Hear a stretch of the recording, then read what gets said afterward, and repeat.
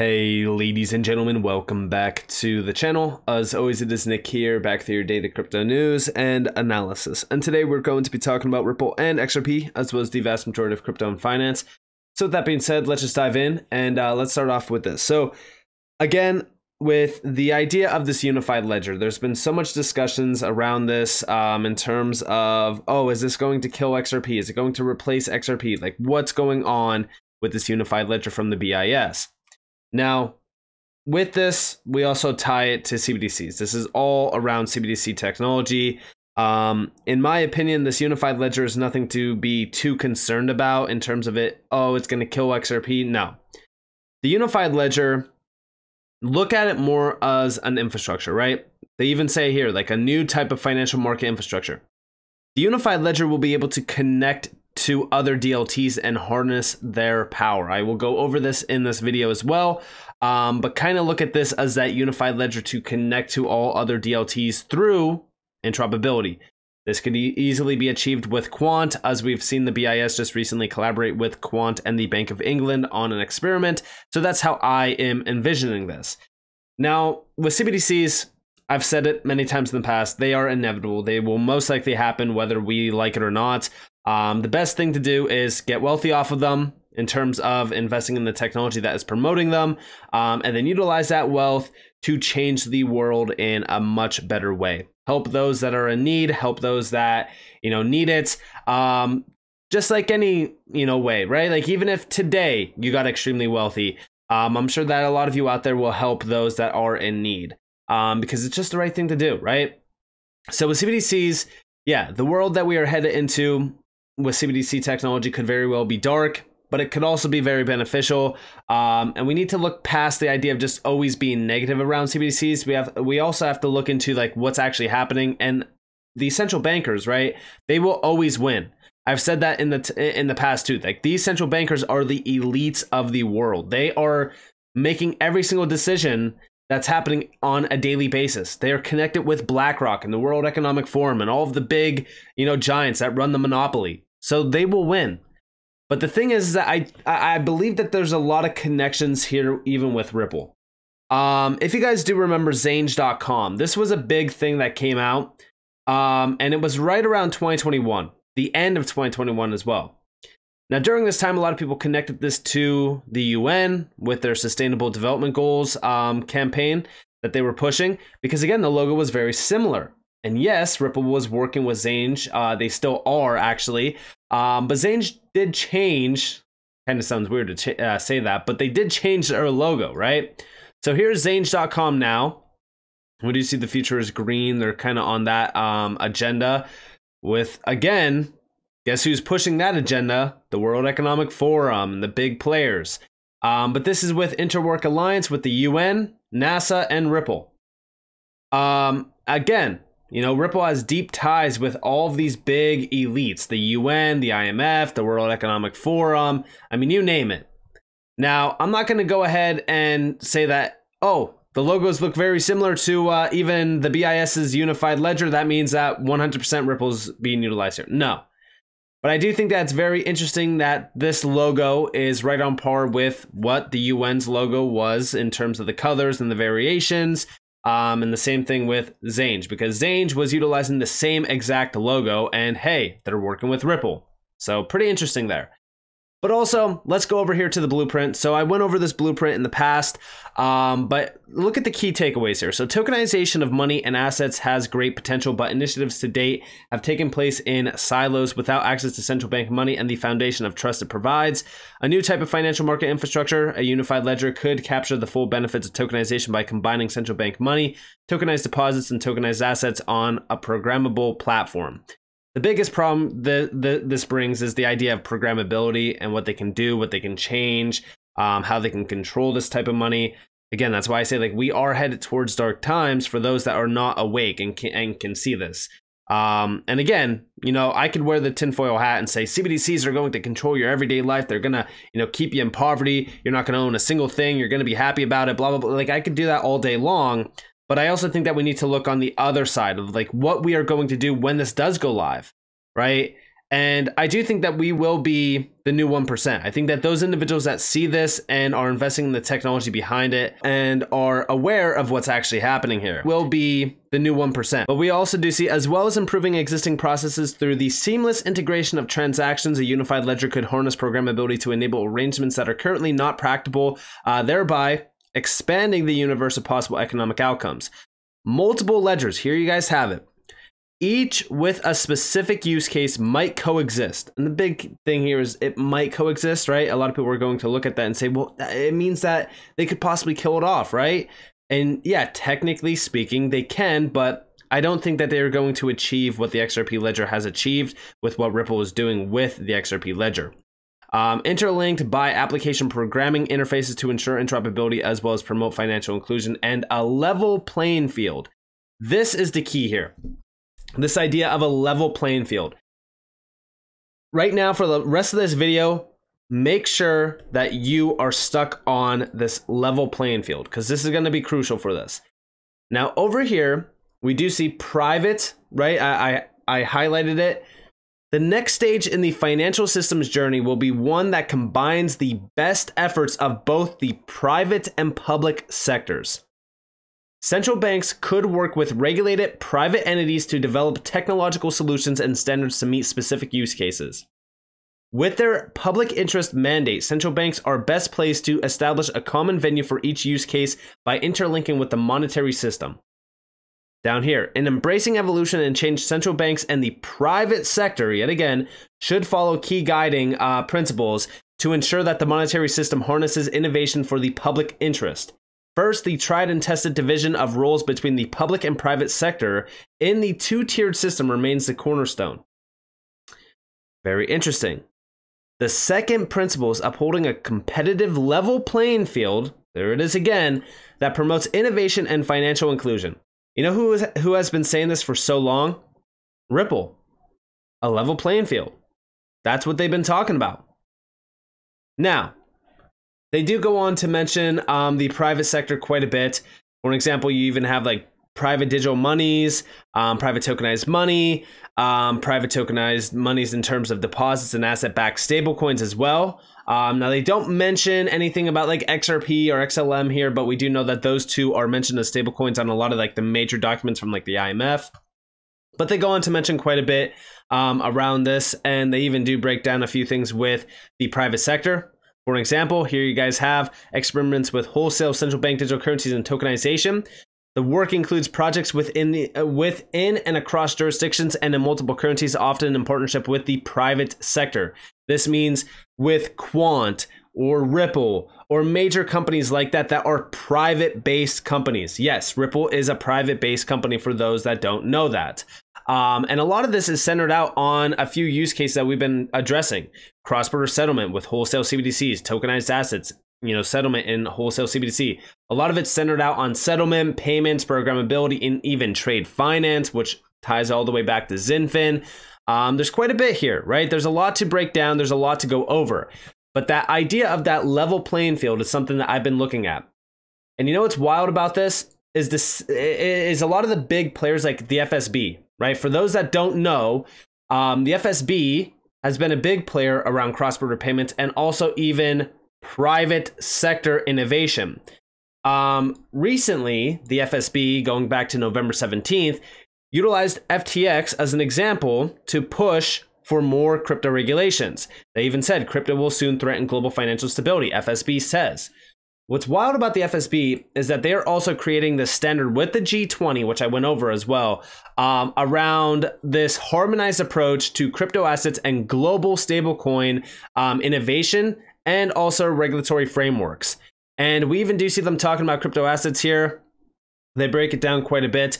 Also, by the way, a company that answered to this and gave their insights and was actually welcomed on board with this was Ripple with the FSB. And again, the G20 has charged the FSB with coordinating the delivery of an effective and comprehensive regulatory framework for crypto assets, which is also why I say ignore the noise with the SEC. It's all nonsense. The SEC does not matter at this point because of these higher up agencies that are appointed to give a regulatory framework and a harmonized approach to regulations around crypto assets and even stablecoins. But also, the G20 roadmap, even around enhancing cross-border payments, which was posted in October of 2021 from the FSB, is very interesting as well, because this is with the G20 roadmap for enhancing cross-border payments. Guess what they mentioned in this? That's right. Check this out. Let me zoom in. The stock take identified the importance of a level playing field between banks and non-banks to ensure entities involved in the same business activities and offering the same payment services are subject to the same or similar rules and supervision. Again, this is centered out on those private and public entities. And they even do mention a level playing field once again within this. This will ensure that evaluations will remain comprehensive and be based on a level playing field, but with more timely, have a greater emphasis on effectiveness, and will strengthen the risk-based elements and the assessment process, including on national preventative measures on AML/CFT and their supervision. Again, just kind of going in depth on that just a little bit more. But here you guys have from October of 2020. This was with, of course, enhancing cross-border payments with the FSB. And if we scroll down here you guys have the roadmap around this. So it follows the structure of the Stage 2 report, setting out actions and indicative timelines in the following 5 focus areas. Committing to a joint public and private sector vision to enhance cross-border payments. Well, guess who's working within the cross-border payment scene? That is a private entity. Oh yeah, that's right, Ripple, who literally answered back to this regulatory approach. Oh yeah, that's right, Ripple. And I've broken this down many times in the past already. But going back over here, we do see coordinating on regulatory, supervisory, and oversight frameworks already happening. Improving existing payment infrastructures and arrangements to support the requirements of the cross-border payments market. Interesting. Increasing data quality and straight-through processing by enhancing data and market practices. ISO 20022 is doing this. Exploring the potential role of new payment infrastructures and arrangements. Interesting. And this goes on to mention a few things around the private sector, by the way. There's a lot of involvement here around creating this roadmap, delivering change. We see down here as well, design of the roadmap. And again, they have a lot of focus on the private sector for cross-border payments. And we already know a major private entity focused on cross-border payments, and they've been focused on cross-border payments as well for so long. And here you guys have, so these are the start dates. So here's the roadmap. You can see the start and the end. For an example, developing a common cross-border payments vision and targets, FSB. Here is the public and private sector commitments. Start at October of 2020, ends June of 2025. A lot of these already ended around 2021. But this year, for an example, June of 2023 is the second progress report. Third progress report is June of 2024. Fourth progress report is June 2025. Implementing international guidance and principles, June 2023. This will be implemented. And we even do see, like down here, the IMF and the World Bank. These are two entities that have Ripple and XLM, the only two major currencies around cross-border payments, on their documents. And we even do see that they are identifying priority cases for technical assistance, June of 2023. Defining common features of cross-border payment service levels, CPMI, March 2023. This is already done. And then if we scroll down, there's a few other ones here as well. So again, around roughly the September timeframe, we will have national authorities to provide report for public consultation on how to address gaps or areas for alignment. This is around aligning regulatory, supervisory, and oversight frameworks. Again, this is with the FSB. We do see reviewing the interaction between data frameworks and cross-border payments. December of 2025 is when this is going to be fully finished. Here's the IMF and the World Bank. This is already completed, promoting safe payment corridors. Pretty interesting. Fostering KYC and identity information sharing. This is around September of 2024 when this will be wrapped up. And there's a lot more to this. There's so much happening around this, but this is why things take so long, is because you have to have this harmonized approach around this.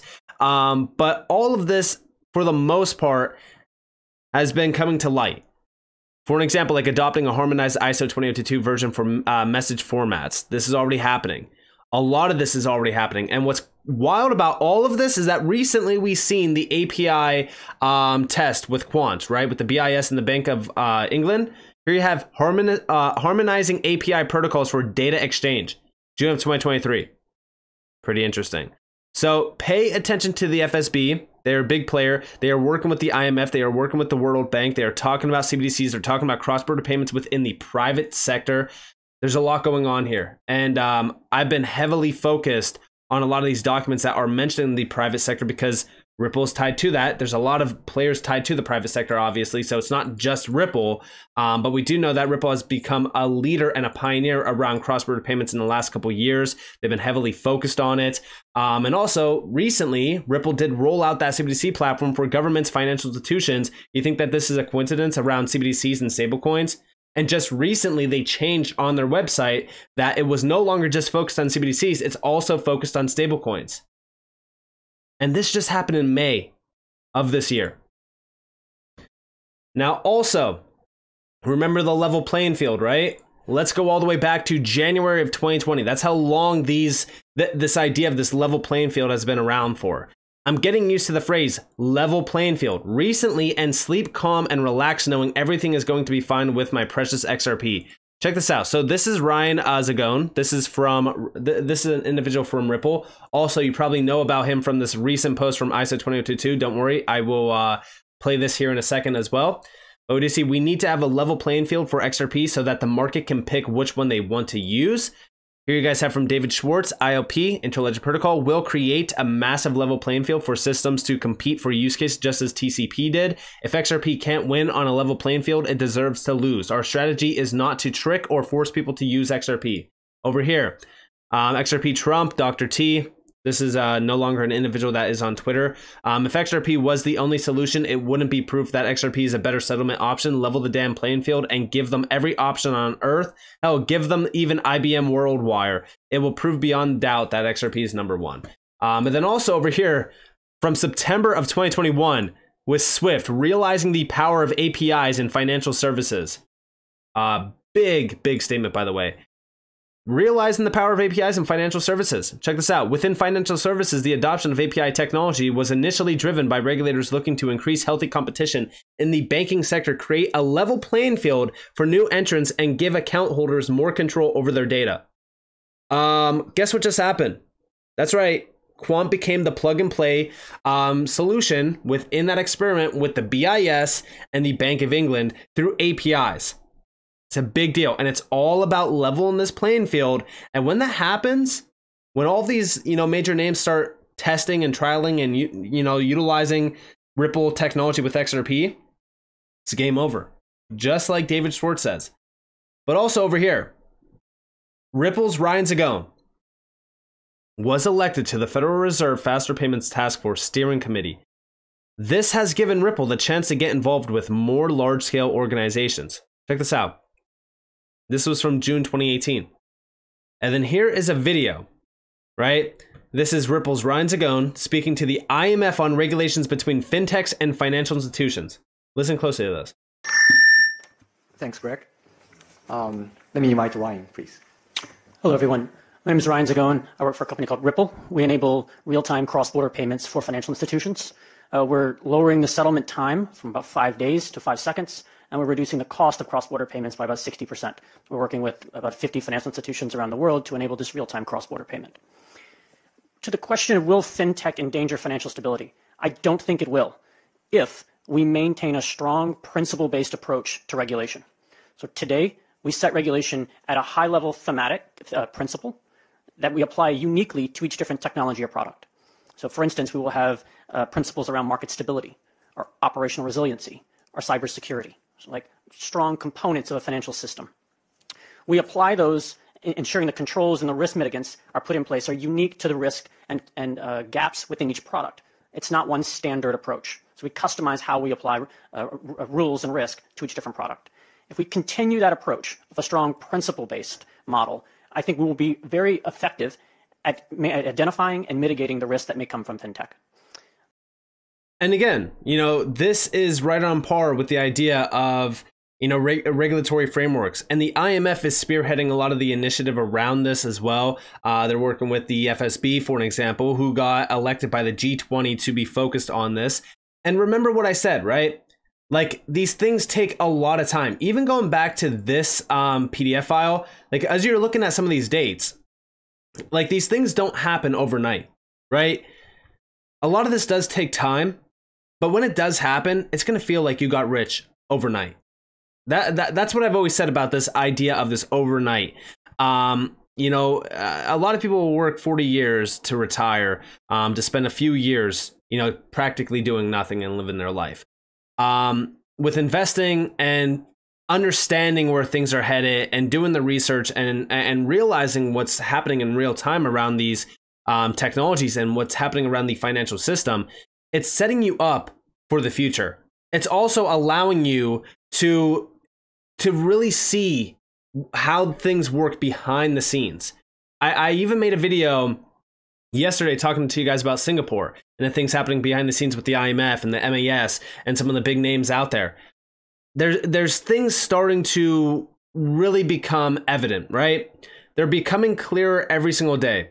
For the longest time, going all the way back to, I want to say like it was like 2017, 2018 when a lot of people started speculating with XRP, and even prior to that as well. But it really started around that time because that's when the big boom happened with XRP going to $3 plus, and everybody, you know, jumped on board and became, you know, XRP believers. But that's when a lot of people started to do a lot more research. And although, yes, like things are happening and it might seem like they're happening slow, but I want you guys to realize, like, look at these start and end dates. Like, this is 2020, this is 2025, right? Some of these initiatives started back in 2019, 2018, 2017, 2016. There's been a lot of plans in place, but all of this, a lot of the things happening on this PDF file were starting around 2020, 2021. By 2025, I would argue that there's going to be a lot of things changing around this space. Johnny Deaton predicts by 2025 we'll have regulations within the US around crypto. I don't know if that's going to be the case, but I could definitely say something around the 5 to 10 year time frame. By 10 years from now, if we do not see mass adoption of crypto technology, I would be surprised, because everything has fallen into place right now. And these things take time, but within the next decade, payment technology is going to look very clear for those that are here now, because everything has fallen into place. And a lot of the things that like the XRP community has been predicting and talking about and speculating on for so long, well, a lot of it is becoming real today. You know, if I told you 3 years ago, for an example, that Ripple would be rolling out the CBDC platform for governments and financial institutions, you'd be like, yeah, right, sure. But no, like, this is a huge announcement that I think a lot of people are just overlooking, because what this solidifies, in my opinion, is that Ripple is a key player. They're holding a key. They will be a key infrastructure for this new financial system. There's zero doubt in my mind. But also Ripple being tied to a lot of these companies and a lot of these major names, and you have individuals from Ripple literally sitting at a group of major leaders around the IMF and the financial system itself. Well, guess what? It still solidifies that same idea. And although, yes, this was a meeting from 2017, it's still clear today. There's still documents coming out to this day around the IMF and the FSB and these big, you know, organizations that are still mentioning Ripple technology, and they're still mentioning Ripple and what Ripple has achieved utilizing XRP. I have zero doubt. So with that being said, I hope that you guys enjoyed this video. If you guys did, definitely leave a like, subscribe, turn notifications on, because I'm more free content. You guys are more than welcome to follow me on Twitter and join the free Discord down in the description below. This is up to you all. Have a beautiful day or a beautiful night wherever you guys are in this beautiful world. This has been Nick. Peace out, guys.